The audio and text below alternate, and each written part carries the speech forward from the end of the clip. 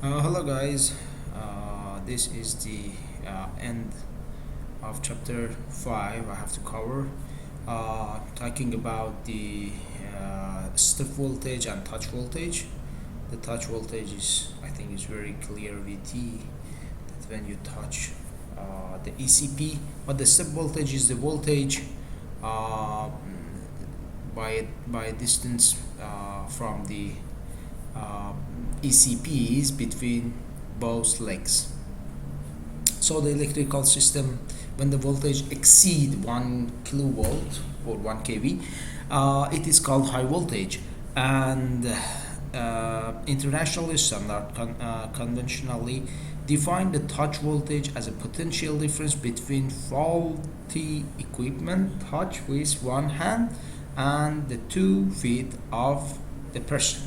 Assume that ground fault occurring on the primary side of substation. This is the primary side. When we're talking about the primary side, we're talking about the delta side, which is not grounded.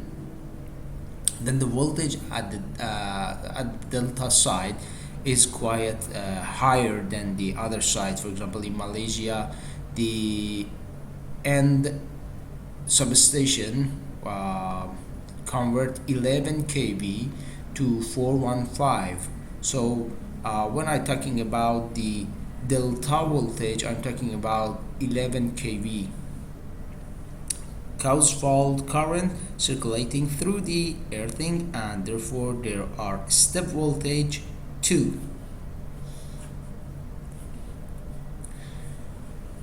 Here again, we are talking about TN system upon permission of the local utility. The metallic sheath of their incoming power cable or the overhead ground wire of the transmission line may be used to drain the part of fault current. This part of current means faulty current is called IS. From IF, the total fault current is IF. So if look at here, this is the sheath around the metallic sheath around the cable, and in the case of the overhead line, I think here is very clear. The earthing wire at the top of the tower is shown in this figure. So these two will carry a part of fault current, which is called IS. And if you look at this figure, you can see the IS carrying a bit of, means a portion of the current. IF, the total is IF, and IG is the grounding fault, which is going directly to the ground. So the only part of the fault current may circulate through the ground. I explained this one. As a result, the fault current component IS equal to IF minus IG. By not circulating through the ground system, lower both touch and step voltage. So this one will reduce the step voltage and touch voltage.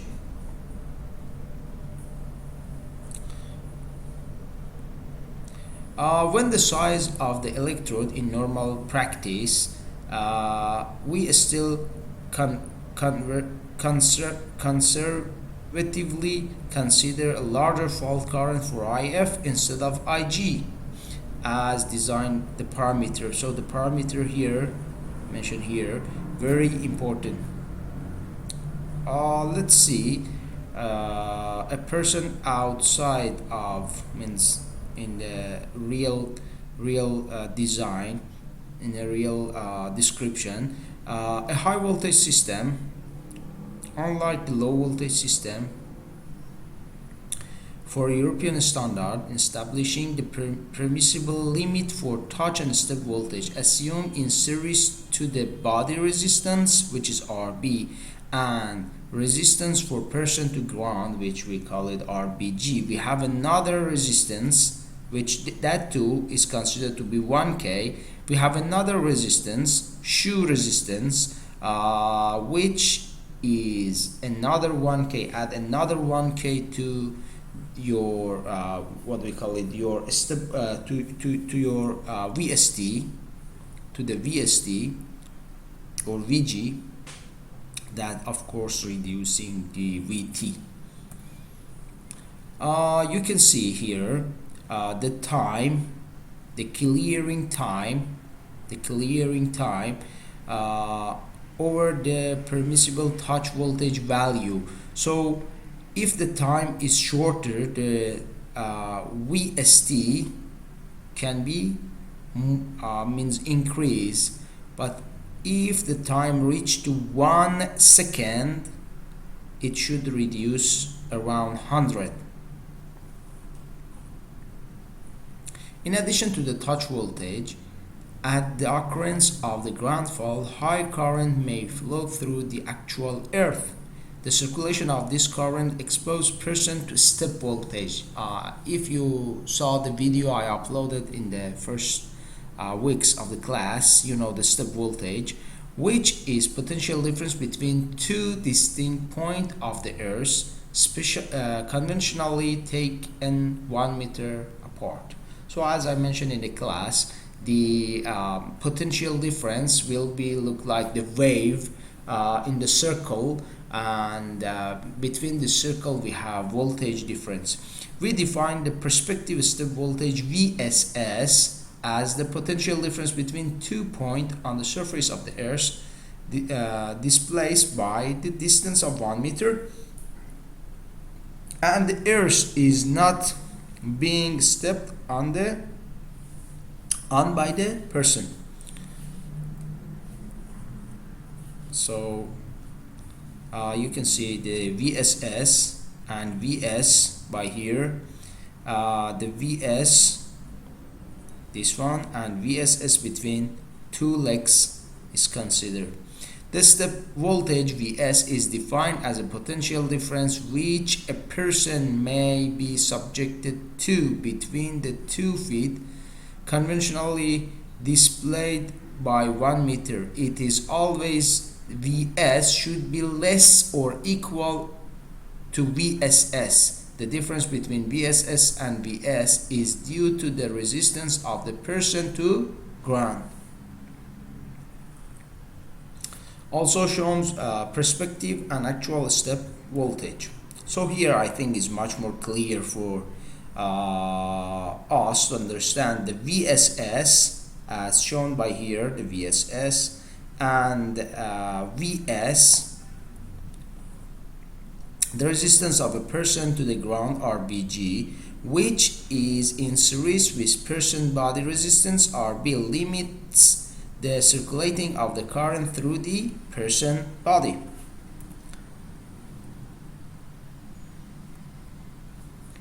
In outdoor condition, RBG can be calculated by considering a person's feet as a 2 round plate electrode, each with a ground resistance approximately equal to 4 rho, where rho is a superficial soil resistivity. By assuming the 2 feet as a parallel electrode, RBG equal 2 rho, therefore Vs decreases with respect to VSS, as you can see here, when the superficial resistivity of the soil increases. So as example here, a good example, the VSS, which is by here given as 100 a person, RBG is 100, and we have 2 RBG with 200, and R1, which is series with RBG, is given as a 400 ohm. Then ask you calculate VS. So what is the VS? Here, as you can see, if you're using voltage division theory, Vs is equal to VSS, which is here, times 2R1, 2R1, over 2R1 again, plus 2 of 2RBG. So the total value is 66.67. Now, if the resistance of standard footwear is 1 kΩ, calculate Vs again. So if we add another resistance by here, as you can see in this figure. Where is the figure? Yeah. Here RBG and RG at the mid, or after that we should have R shoes. Then 2R1, 2 times 2RBG and 2 footwear, means 2 shoes, added to this one, where we have to times VSS by 2 of R1, and the voltage reduced to 25. Now, if we still increase the footwear to 1 mega ohm, what happened to the step voltage, means prospective step voltage? You can answer that question. Here we changed the system, the grounding system. Last one was TN, this one changed to TT system. Again, here the equipotentialization between ECP and EXCP, which can be simultaneously touched, can reduce potential difference to safe value or eliminates potential difference between them in the earth valve. The equipotentialization is practically achieved by connecting all ECPs to the ground system. So I think it's very clear. We have MEB, which is main equipotential bounding. Before, I think in the previous chapter we discussed about the case. In particular, the following item must be linked together to have main grounding bus, which is called MEB. So metal pipe supply services within the building, for example gas, cold water and others, central heating, air conditioning, structural metallic part of building, reinforcing bar embedded in concrete, and circuit protective conductor, this one, and main grounding conductor. So these two, I think we mostly discuss about these two. The others related to the building. So the EXCP originating outside of building must be bounded as close as is in practical to their point of entry within the building. The remarkable byproduct of the main equipotentialization is the reduction of the resistance of the house grounding system, because EXCP act as electrode in parallel to the main electrode. If you can remember this one, the EXCP somehow removed RBG. So this fortunate result attenuates the touch voltage occurring in the building.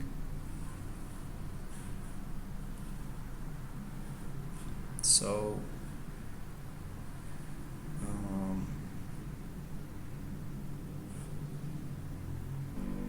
the question is, should we bound incoming pipe to the house when the pipe are made of plastic and we are using the TT system? In some cases, water pipes entering the building are made of plastic, so of course the plastic is not conducting. Conventionally, the plastic pipe is neither an EXCP nor ECP, as its resistance to the ground is much greater than 1000 or 1 kΩ. For this reason, there is no requirement to link them to the equipotential system, but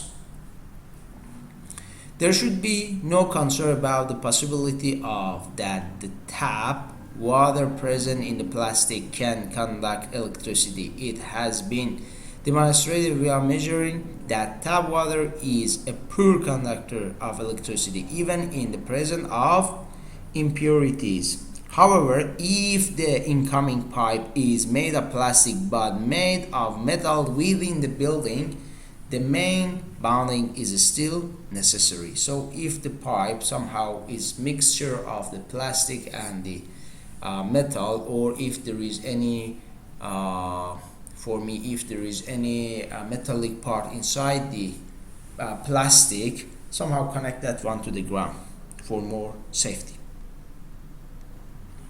Then if ECPA here in TT system we have two, ECPA accidentally not bounded but energized, the fault potential of the main water pipe would be transferred within the building. Person simultaneously touching the pipe and ECPB would be exposed to the earth potential in absence of the main equipotential connection. The bounding connection between the metal pipe and the grounding system would virtually cancel with potential difference but equalizing the pipe and ECPB. Areas containing bath, showers, pools provide a further shock risk due to the presence of water and humidity. In bathroom, both hot and cold taps are EXCP and belong to different systems. Therefore, they may be subjected to the potential difference under fault condition. To reduce the hazard in this area at increased electrical risk, all EXCP within the reach of ECP must be bounded to local supplementary grounding bus or SP. The supplementary bounding SP consisting of extra connection between ECPs and EXCPs at a more local level doesn't substitute for the MEB. So the MEB is made by the PEs originating from the main grounding bus and linking all ECPs and EXCP. The SB or the supplementary bounding reinforces and doesn't replace the potential already created by MEB. Okay, guys, that's all for chapter 5. So in the next video I try to cover chapter 6. Thank you.